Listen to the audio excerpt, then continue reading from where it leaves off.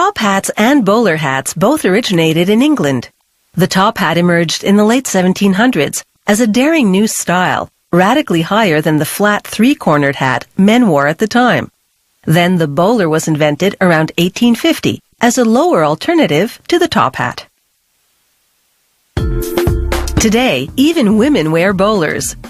Top hats remain by and large a masculine fashion statement, reserved for formal occasions, although magicians are still known to use them to produce rabbits. At the hat factory, workers spray a fine mist of water on hoods, pre-cut hat forms made of 100% wool felt. After the moisture penetrates overnight, they steam them for about 2 minutes. The moisture and heat deactivate a chemical stiffener in the felt, making the material malleable. Then they place the hood in an aluminum top hat mold, which applies heat and pressure simultaneously. They place a string in a groove along the perimeter and pull. This rolls back the edge of the felt to form a rim. Then they trim off the excess felt. After about 90 seconds of molding at approximately 110 degrees Celsius, they remove the string and open her up. The top hat is now dry and fully shaped. However, the felt is still malleable, so to reactivate the stiffener and lock in the shape, they set the hat aside for about 30 seconds to cool. To make a bowler hat, the process up to that point is identical, but with a bowler-shaped mold. For both hat styles, it takes 2 sets of hands to pull the hood taut over the bottom part of the mold to avoid creating pleats or creases. There's a separate mold not for just each hat style, but for each size of each style. After the bowler comes off the mold and cools, they give it a second, more precise trimming.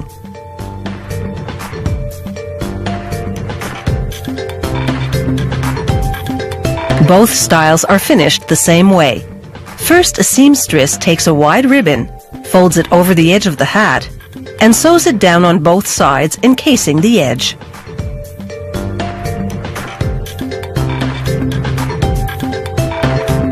Another seamstress uses a gold leaf stamping machine to apply the traditional British milliner's crest and Made in England to the hat's lining. The lining fabric is a silk satin blend. She sews the stamped top piece to the side piece. The machine automatically pleats at regular intervals, so the lining will lie flat against the hat's crown. Bowler hats are more rigid than top hats, so they require an extra application of stiffener inside the crown. Once the stiffener dries thoroughly, which takes the better part of a day, the hat is ready to receive its elegant lining. They attach it with hot glue, which dries almost instantly.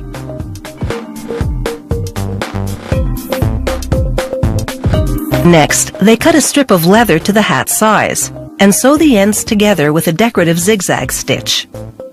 The leather has been specially treated to prevent mildew buildup resulting from perspiration.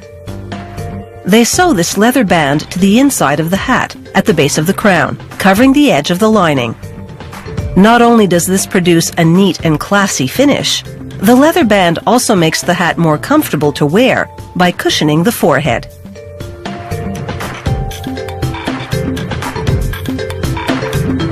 Now it's time to finish the outside of the hat.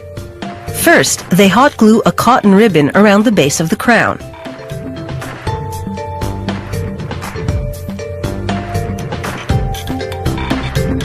Next, they glue on a matching bow.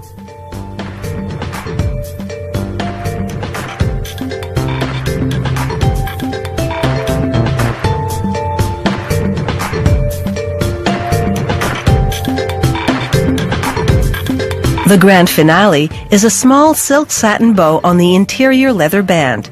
Then below that, the manufacturer's label. A few taps with the sticky side of adhesive tape easily remove lint, dust, and wayward strands of hot glue.